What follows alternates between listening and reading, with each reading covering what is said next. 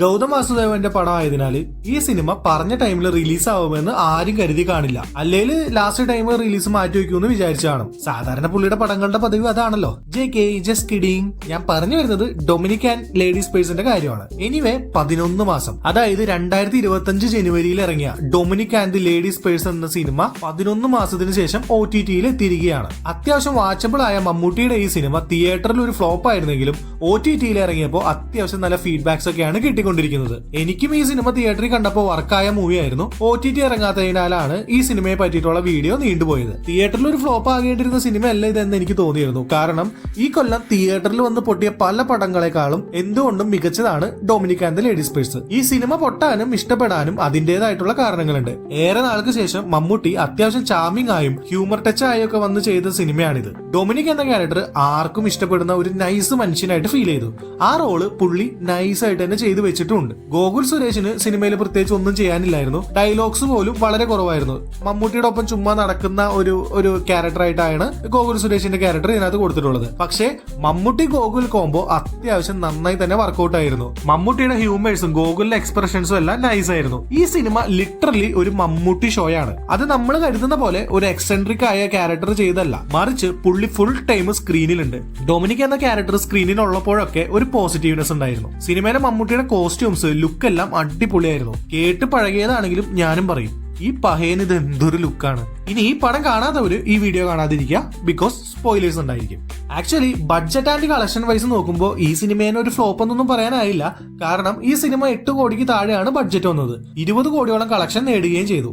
ഇനി സിനിമയിലേക്ക് വന്നു കഴിഞ്ഞാൽ മമ്മൂട്ടിയെയും ഗോകുലിനെയും കൂടാതെ നന്ദിത എന്ന ക്യാരക്ടറായിട്ട് അഭിനയിച്ച സുഷ്മിത ഭട്ടിനെ സ്ക്രീനിൽ കണ്ടുകൊണ്ടിരിക്കാൻ നല്ല രസമുണ്ടായിരുന്നു. പക്ഷെ അഭിനയം കുറച്ച് ശോകമായിരുന്നു. അതുപോലെ തന്നെ ഹൗസ് ഓണറായിട്ട് അഭിനയിച്ച വിജയുടെ അഭിനയവും ശോകമായിരുന്നു. സത്യം പറഞ്ഞ കാസ്റ്റിംഗ് അല്പം കൂടെ നന്നാക്കുമായിരുന്നു. പൂജയുടെ ഫ്രണ്ടായിട്ട് അഭിനയിച്ച പെൺകുട്ടി, നന്ദിത, ഹൗസ് ഓണർ, ഇങ്ങനെ മറുനാടൻ മലയാളം സംസാരിക്കുന്ന 3 മെയിൻ ക്യാരക്ടേഴ്സ് വന്നപ്പോൾ കുറച്ച് ഓക്വേർഡ് ആയിട്ട് ഫീൽ ചെയ്തു. വിനീത്, വിജയ് ബാബു, സിദ്ദിഖ്, ലെന, ഷൈൻ ടോം ചാക്കോ മുതലായവര് കൊടുത്ത റോൾസ് നൈസായിട്ട് തന്നെ ചെയ്തു വെച്ചു. എന്നെ ഞെട്ടിച്ച ഒരു പെർഫോമൻസ് പൂജയുടെ അമ്മയായിട്ട് അഭിനയിച്ച വീണയുടേതാണ്. അതിലെ ഇമോഷണൽ സീൻസ് ഒക്കെ പുള്ളിക്കാരി അടിപൊളിയായിട്ട് ചെയ്തിട്ടുണ്ട്. ഈ സിനിമയുടെ മെയിൻ നെഗറ്റീവായിട്ട് എനിക്ക് തോന്നിയത് സിംഗ് സൗണ്ട് ആണ്.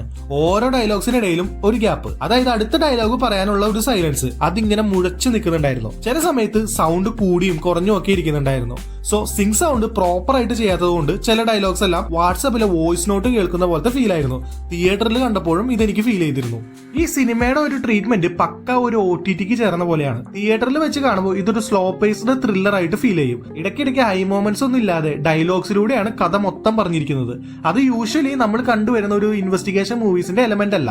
എസ്പെഷ്യലി ഈ പടത്തിന്റെ ട്രീറ്റ്മെന്റിൽ കൊമേഴ്സ്യലൈസേഷൻ കുറവായതിനാൽ തിയേറ്ററിൽ അത് ആസ്വദിക്കാനും അല്പം പാടാണ്. അതിനർത്ഥം വെറൈറ്റി ട്രീറ്റ്മെന്റ് ഓഡിയൻസിന് ഇഷ്ടപ്പെടില്ല എന്നല്ല, ആ ട്രീറ്റ്മെന്റ് പ്രോപ്പർ ആയിട്ട് സിനിമയിൽ യൂസ് ചെയ്യാനും കൺവേ ചെയ്യാനും ഡയറക്ടർക്ക് ആയില്ലെന്ന് തന്നെ പറയാം. GVMന്റെ ഡയറക്ഷന് എന്ത് പറ്റിയെന്നാണ് ഞാൻ തുടക്കം മുതൽ ശ്രദ്ധിച്ചത്. ബഡ്ജറ്റ് കുറവായതിന്റെ ആണോ, സ്ക്രിപ്റ്റിന്റെ ആണോ, മേക്കിംഗിന്റെ ആണോ എന്നൊന്നും അറിയില്ല. പ്രോപ്പർ ആയിട്ട് പലതും കൺവേ ചെയ്യാനായിട്ട് ഡയറക്ടർക്ക് ആവാതെ പോയി. DOPയും എഡിറ്റിംഗും വളരെ മെസ്സി ആയിട്ട് തോന്നി. മേ ബി ഒരു യൂഷ്വൽ ത്രില്ലർ മേക്കിംഗ് സ്റ്റൈലിൽ നിന്ന് മാറി ചിന്തിച്ചുകൊണ്ട് ചിലപ്പോ DOPയും എഡിറ്റിംഗും ആ സ്റ്റൈലിൽ പിടിച്ചതാവാം. അതായത് ഒരു റിയലിസ്റ്റിക് മൂവി ആയിട്ടായിരിക്കാം ഉദ്ദേശിച്ചത്. പക്ഷെ ആ ഒരു വിഷൻ ഫുൾഫിൽ ആക്കാൻ പറ്റാത്ത പോലെ ഫീൽ ചെയ്തു. ഇപ്പൊ ഒരു എക്സാമ്പിൾ ആയിട്ട് മമ്മൂട്ടിയുടെ കണ്ണൂർ സ്ക്വാഡ് എടുക്കാം. സ്റ്റാർട്ടിംഗ് മുതൽ ഒരു റിയലിസ്റ്റിക് രീതിയിലാണ് പടം പോയിക്കൊണ്ടിരുന്നത്. പക്ഷെ തിയേറ്ററിന് ആവശ്യമായിട്ടുള്ള ഹൈ മൊമെന്റ്സും അത്യാവശ്യം കൊമേഴ്സ്യലൈസേഷൻ ഒക്കെ ആഡ് ചെയ്തുകൊണ്ടാണ് കണ്ണൂർ സ്ക്വാഡ് ഒരു ബ്യൂട്ടിഫുൾ തിയേറ്റർ വാച്ച് പടമായിട്ട് മാറിയത്. അതേസമയം കണ്ണൂർ സ്ക്വാഡിന്റേതുപോലുള്ള ഒരു സ്റ്റോറി ലൈനുള്ള മറ്റൊരു പടമാണ് ആസിഫ് അലിയുടെ കുറ്റവും ശിക്ഷയും. പക്ഷെ അതിന്റെ ട്രീറ്റ്മെന്റ് പക്ക റിയലിസ്റ്റിക് ആണ്. അതും ഡൊമിനിക് പോലെ തിയേറ്ററിൽ വേണ്ടുന്ന ഹൈ മൊമെന്റ്സ് ഇല്ലാത്തതിനാൽ പരാജയപ്പെട്ടു പോയ ഒരു സിനിമയാണ്. സോ ട്രീറ്റ്മെന്റിന്റെയും പേസിംഗിന്റെയും ഇഷ്യൂ ഡൊമിനിക്കിനെ നന്നേ ബാധിച്ചിട്ടുണ്ട്. അടുത്തതാണ് സ്ക്രിപ്റ്റ്. സ്ക്രിപ്റ്റിൽ കുറെ ഫോൾസ് ഉണ്ട്. തുടക്കത്തിലെ സിദ്ദിഖിന്റെ സീക്വൻസ് ഒക്കെ അത്യാവശ്യം നല്ല പ്രഡിക്റ്റബിൾ ആയിരുന്നു. അതൊരു ഫൺ എന്ന നിലയിലായതിനാൽ ഇതൊരു ഓക്കെ ഫീൽ ആണ് കിട്ടിയത്. അതിനുശേഷമാണ് ആക്ച്വലി മെയിൻ ത്രെഡിലേക്ക് സിനിമ കിടക്കുന്നത്. ഇടയിൽ ഡൊമിനിക്കിന്റെ ഐക്യവും ഒബ്സർവേഷനും എല്ലാം എസ്റ്റാബ്ലിഷ് ചെയ്യുന്ന സീനുകളെല്ലാം അടിപൊളിയായിരുന്നു. പക്ഷെ ഫസ്റ്റ് ഹാഫിൽ അവർ കൊണ്ടുവന്ന ആ ഒരു റിതം സെക്കൻഡ് ഹാഫിൽ നിലനിർത്താനായിട്ട് പറ്റിയില്ല എന്ന് തന്നെ പറയാം. അത്യാവശ്യം ലാഗ് ഉണ്ട് സെക്കൻഡ് ഹാഫിൽ. ക്ലൈമാക്സിലേക്ക് എത്തുമ്പോൾ വീണ്ടും പടം ഒന്ന് ഹൈ ആകുന്നുണ്ട്. നന്ദിതയെ ഉപദ്രവിക്കാൻ ബൈക്കിൽ വന്ന ആളിനെ എങ്ങനെയാണ് ഡൊമിനിക് നേരിട്ടത് എന്ന് അപ്പോൾ കാണിക്കാതെ മറ്റൊരു സീനിൽ മറ്റൊരു സീക്വൻസ് ആയിട്ട് അതിനെ കണക്ട് ചെയ്ത് കാണിച്ചതൊക്കെ നൈസ് ആയിരുന്നു. അതുപോലെ നന്ദിതയുടെ ഡാൻസ് കാണുന്ന ഡൊമിനിക്കിന് നന്ദിതയുടെ മേല് ഒരു സംശയം വരുന്നതും പിന്നീട് അത് അയാൾ വിട്ടുകളയുന്നതും ഒക്കെ അധികം ആരും ശ്രദ്ധിച്ച് കാണാനായിട്ട് വഴിയില്ല. അതും ഒരു ബ്രില്യൻ സീനായിരുന്നു. ചെറിയൊരു സ്റ്റോറി ലൈൻ ആണെങ്കിലും ആണെങ്കിലും അതിലേക്ക് ഒരുപാട് ക്യാരക്ടേഴ്സിനെ പ്രോപ്പർ ആയിട്ട് ഇൻക്ലൂഡ് ചെയ്യാൻ സാധിച്ചെങ്കിലും പലരും ആവശ്യമില്ലാത്ത ഒരു ക്യാരക്ടേഴ്സ് ആയിട്ട് ഫീൽ ചെയ്തിരുന്നു. ഒരു പ്രോപ്പർ ഇൻവെസ്റ്റിഗേഷൻ എങ്ങനെയാണ് എന്നൊരു ഔട്ട്ലൈന് ഈ സിനിമയിലൂടെ കിട്ടി. അതായത് ഓരോരുത്തരിൽ നിന്ന് കിട്ടുന്ന ചെറിയ ക്ലൂസ് കണക്ട് ചെയ്ത് മറ്റൊരാളിലേക്ക് എത്തും, അത് വീണ്ടും വേറൊരാളിലേക്ക് എത്തും. ഇതിങ്ങനെ തുടർന്ന് അവസാനം ഒരു ഉത്തരം കിട്ടും. അതാണല്ലോ റിയൽ ഇൻവെസ്റ്റിഗേഷൻ. അത് പ്രോപ്പർ ആയിട്ട് തന്നെ കൺവേ ചെയ്തിട്ടുണ്ട്. സിനിമയിലെ ആക്ഷൻ കൊറിയോഗ്രാഫിയും നല്ല അമേച്ചർ ആയിട്ടാണ് ഫീൽ ചെയ്തത്. അത് മമ്മൂട്ടിക്ക് വയ്യാത്തത് കൊണ്ടാണോ അതോ കൊറിയോഗ്രാഫിയുടെ ആണോ എന്നറിയില്ല. എല്ലാ ആക്ഷൻ സീക്വൻസുകളും നല്ല ആർട്ടിഫിഷ്യൽ ഫീൽ ആയിരുന്നു. വളരെ ഫാസ്റ്റിൽ ചെയ്യേണ്ട പല ഹാൻഡ് മൂവ്മെന്റ്സും ഇത് റിയൽ ഫൈറ്റ് അല്ല കേട്ടോ എന്ന് പറഞ്ഞ് ചെയ്യുന്ന പോലെ ഫീൽ ചെയ്തു. സോ ആക്ഷൻ സീക്വൻസുകൾ ഒരു നിർഗുണ ഫീൽ ആയിരുന്നു. അതുപോലെ കളർ ബ്ലൈൻഡ്നെസ് ഉള്ള ഡൊമിനിക്കിന്റെ POV ഷോട്ടുകൾ കാണിക്കുന്നത് black and white colour tone കൊടുത്തതുകൊണ്ട് അത് നന്നായി തോന്നിയിരുന്നു. ഡൊമിനിക്കിന്റെ ബാക്ക് സ്റ്റോറി കൺവിൻസിംഗ് ആക്കുന്ന മെത്തേഡ് ഒക്കെ നൈസ് ആയിരുന്നു. കാരണം ഇയാൾ സ്വയം ഞാൻ വലിയ സംഭവമായിരുന്നു എന്ന് തള്ളുപോലെ പറയുന്നുണ്ട്. അത് കേൾക്കുമ്പോൾ പ്രേക്ഷകർക്കും അത് തള്ളാണെന്ന് ഫീൽ ചെയ്യും. പക്ഷെ പോകെ പോകെ ഓരോ പോലീസുകാരും മറ്റാളുകളും ഡൊമിനിക്കിന് കൊടുക്കുന്ന റെസ്പെക്റ്റും പേടിയും ഒക്കെ കാണുമ്പോൾ അതൊന്നും തള്ളായിരുന്നില്ല, ഇങ്ങനെ പണ്ടത്തെ ഒരു പുലിയായിരുന്നു എന്ന റിയലൈസേഷൻ നമുക്കും കിട്ടുന്നുണ്ട്. സോ ആ കാര്യങ്ങളെല്ലാം കാണിച്ചത് വളരെ നന്നായിരുന്നു. ഒരു വെറൈറ്റി അറ്റംപ്റ്റ് ആയിട്ട് തോന്നി. അതുപോലെ തന്നെ വിജയ് ബാബുവിന്റെ ഗുണ്ടകളുടെ അടികൊള്ളുന്ന നായകൻ, പേടിയുള്ള നായകൻ, സ്വാർത്ഥനായ നായകൻ, അല്പം ഉടായ്പുള്ള നായകൻ എന്നിങ്ങനെ നോർമലി ഒരു പോലീസ് സ്റ്റോറിയിൽ കാണാത്ത തരത്തിലുള്ള ക്യാരക്ടറിസ്റ്റിക്സും ഡൊമിനിക്കിനുണ്ട്. അതിൽ ഗുണ്ടകളുടെ അടി കൊണ്ട് വീണ മമ്മൂട്ടി എന്ന താരത്തിനെ അക്സെപ്റ്റ് ചെയ്യാനായിട്ട് ഓഡിയൻസിന് ഒരു മടിയുള്ളതായിട്ട് തോന്നി. കാരണം വില്ലന്റെ ഗുണ്ടകൾ ഇടിക്കുന്നതാണല്ലോ നോർമലി നമ്മൾ കാണാറുള്ളത്. നായകൻ പോലീസ് ആണെങ്കിൽ പിന്നെ പറയേ വേണ്ട. ആ ക്ലീശയൊക്കെ മാറേണ്ട സമയം തന്നെ കഴിഞ്ഞിട്ടുണ്ട്. ക്യാരക്ടറിന്റെ ക്യാരക്ടറിസ്റ്റിക്സ് എന്താണോ അതനുസരിച്ചിട്ടുള്ള സീക്വൻസുകളാണ് കൊടുക്കേണ്ടത്. സെക്കൻഡ് ഹാഫ് അത്യാവശ്യം ലാഗിലായിരുന്നു പോയിക്കൊണ്ടിരുന്നത്. ഏകദേശം ക്ലൈമാക്സിന് ഒരു 20 മിനിറ്റ് മുമ്പ് മുതൽ പടം വീണ്ടും ഒന്ന് ഹൈ ആവാൻ തുടങ്ങി.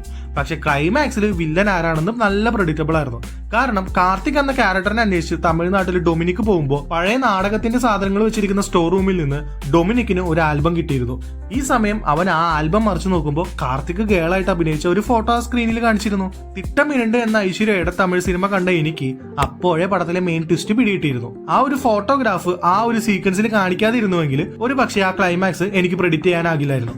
അതുപോലെ തന്നെ ഈ തമിഴ്നാട് സീനിന് മുന്നേ ഈ അപ്പൂപ്പൻ ഒരു പെണ്ണ് പെട്ടിയുമായിട്ട് പോകുന്നത് കണ്ടു എന്ന് പറഞ്ഞപ്പോഴേ ആദ്യം എനിക്കൊരു സംശയം തോന്നിയിരുന്നു, ഇങ്ങനെയൊക്കെ ആയിരിക്കുമോ എന്ന്. പടം ഇറങ്ങിയ സമയത്തും OTT വന്നപ്പോഴും പലർക്കും ക്ലൈമാക്സ് ഓൾറെഡി എന്നെ പോലെ പ്രെഡിക്റ്റബിൾ ആയി എന്ന് അറിയാനായി. തിട്ടമിരണ്ട് കണ്ടവർക്ക് ഈ ക്ലൈമാക്സ് അത്ര ഇന്നോവേഷൻ ആയിട്ടൊന്നും തോന്നിയില്ല. GVM സ്വന്തം നാട്ടിൽ നിന്നും അത് അടിച്ചു മാറ്റി ഇവിടെ കൊണ്ടുവന്ന് പൂശി വിട്ടു എന്നാണ് എനിക്ക് തോന്നിയത്. തിട്ടമിരണ്ടില് പ്രോപ്പർ ആയിട്ട് സൂര്യ എന്ന പെൺകുട്ടി എങ്ങനെ ഒരാണായി മാറിയെന്ന് സ്റ്റെപ്പ് ബൈ സ്റ്റെപ്പ് ആയിട്ട് കാണിച്ച് പ്രേക്ഷകരെ കൺവിൻസ് ആക്കിയിട്ടുണ്ട്. സോ ആ ട്വിസ്റ്റ് നമുക്ക് ആ സിനിമയിൽ റിവീൽ ആകുമ്പോൾ അതിലൊരു വൗ ഫാക്ടർ കിട്ടിയിരുന്നു. പക്ഷെ ഇവിടെ എനിക്കത് കിട്ടിയില്ല. ഒരു പടം ഇറങ്ങുമ്പോൾ അത് നാലാൾ അറിയണമെങ്കിൽ അതിന് കാശിറക്കി പ്രൊമോഷൻ നടത്തണം. ഈ പടം OTTയിൽ ഇറങ്ങിയ ആളുകൾ അറിഞ്ഞെങ്കിലും തിയേറ്ററിൽ വന്നത് അധികം ആരും അറിഞ്ഞത് പോലുമില്ല. അതായത് മലയാളത്തിലെ ടോപ്പ് സ്റ്റാർസിൽ ഒരാളും തമിഴിലെ വൺ ഓഫ് ദ ടോപ്പ് ഡയറക്ടേഴ്സിൽ ഒരാളും ഒരുമിച്ച് ഒരു പടം ചെയ്തത് ആളുകൾ അറിഞ്ഞില്ല എന്ന് പറയുന്നത് നാണക്കേടാണ്. നോർമലി പ്രൊഡക്ഷൻ കമ്പനീസ് സിനിമയുടെ മേക്കിംഗ് ബഡ്ജറ്റ് എന്നതുപോലെ തന്നെ കാശിറക്കുന്ന സ്ഥലമാണ് മാർക്കറ്റിംഗ് എന്നതും. ഒന്നിനും കൊള്ളില്ലാത്ത ഒരു സിനിമയ്ക്ക് പോലും അത്യാവശ്യം പ്രൊമോഷനും PR ഒക്കെ കൊടുത്തു കഴിഞ്ഞാൽ ഇനീഷ്യൽ ഡേയ്സിൽ ആളെ കയറ്റാനാകും. സിനിമയുടെ ബഡ്ജറ്റ് ഒക്കെ കുറച്ചിട്ട് പ്രൊമോഷന് കാശിറക്കിയിട്ട് PR ഒക്കെ കൊടുക്കുന്ന ചില ബിരുദന്മാരുടെ പണിയാണ് ഞാൻ പറഞ്ഞത്.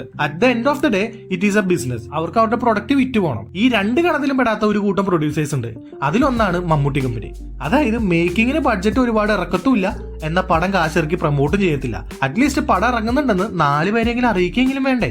അതുപോലും ചെയ്യാത്തവരാണ് Mammootty company. Kannur squad, Rorschach പോലുള്ള സിനിമകൾക്ക് പ്രൊമോഷൻ കൊടുക്കാതെ ഇറക്കി ഹിറ്റായ കോൺഫിഡൻസ് ആയിരിക്കാം അത്. പക്ഷെ അപ്പോഴും ഇവന്മാര് മറക്കുന്ന കാര്യമുണ്ട്. ബ്രഹ്മയുഗം, കണ്ണൂർ സ്ക്വാഡ്, റോഷാക്ക് പോലെയുള്ള സിനിമകൾക്ക് റിലീസിന് ശേഷമെങ്കിലും അല്പം PR പ്രൊമോഷനും കൊടുത്തിരുന്നുവെങ്കിൽ മമ്മൂട്ടിക്ക് 100 കോടി പടമില്ല എന്ന ചീത്തപ്പേരെങ്കിലും മാറി കിട്ടിയാണ്. ഇതിലേതെങ്കിലും ഒരു പടം ആ ചീത്തപ്പേര് മാറ്റി തന്നെ. ഇപ്പൊ ഇറങ്ങിയ കളങ്കാവലിനും ഇത് തന്നെയാണ് അവസ്ഥ. റൈഫിൾ ക്ലബ്ബ്, മാർക്കോ, രേഖാചിത്രം മുതലായ സിനിമകൾക്ക് കിട്ടിയ പോസിറ്റീവ് റെസ്പോൺസ് ഈ പടത്തിന്റെ റണ്ണിങ്ങിനെയും ബാധിച്ചു. ഡൊമിനിക്കിന് ശേഷം വന്ന പൊന്മാൻ, ഓഫീസർ ഓൺ ഡ്യൂട്ടി മുതലായ സിനിമകൾ തൊട്ടടുത്ത് തന്നെ ഹിറ്റായപ്പോ ഡൊമിനിക്ക് ടോട്ടലി വാഷ് ഔട്ട് ആയി പോയി. ഇത്രയും പടങ്ങൾ കോമ്പീറ്റ് ചെയ്യുന്നതിനിടയിൽ ഡൊമിനിക്ക് പെട്ടുപോയി. 11 മാസമായിട്ടും എന്തുകൊണ്ട് ഈ പടം OTTയിൽ വരാതെ പെട്ടിയിലിരുന്നു എന്ന് എനിക്ക് ഒരു ഉത്തരം കിട്ടിയില്ല. ഇനി ബസുക്ക കൂടി വരാനുണ്ട്, അതിനി എന്ന് വരുമോ ആവോ. ചുരുക്കി പറഞ്ഞാൽ മമ്മൂട്ടിയുടെ ഒരു നൈസ് ക്യാരക്ടർ, ഒരു പുതുമയുള്ള ഡിറ്റക്റ്റീവ്. പക്ഷെ എഴുത്തിലും കാസ്റ്റിംഗിലും പേസിലും എല്ലാം ഉള്ള പ്രശ്നങ്ങൾ തന്നെയാണ് ഈ സിനിമ ഒരു ഫ്ലോപ്പായി മാറിയത്. ഒരു പക്ഷേ പേസിംഗ് ഒന്നുകൂടെ എൻഗേജിംഗ് ആക്കി സെക്കൻഡ് ഹാഫും ക്ലൈമാക്സും ഒന്നുകൂടെ മെച്ചപ്പെടുത്തി കാസ്റ്റിംഗിനും കുറച്ച് മിനുക്ക് പണികൾ കൂടെ നടത്തിയിരുന്നുവെങ്കിൽ ഇതൊരു നോട്ടബിൾ വർക്ക് ആകേണ്ടിയിരുന്ന സിനിമയായിരുന്നു. തിയേറ്ററിലെ ഹൈ മൊമെന്റ്സ് അത് തന്നെയാണ് ഇവിടെ മിസ്സായത്. Anyway, Dominic and the ladies purse എന്ന സിനിമയെ കുറിച്ചുള്ള നിങ്ങളുടെ അഭിപ്രായങ്ങൾ കമന്റിൽ പറയുക. അപ്പോൾ നെക്സ്റ്റ് വീഡിയോ ആയിട്ട് കാണുന്നവരെ bye and advance happy Christmas.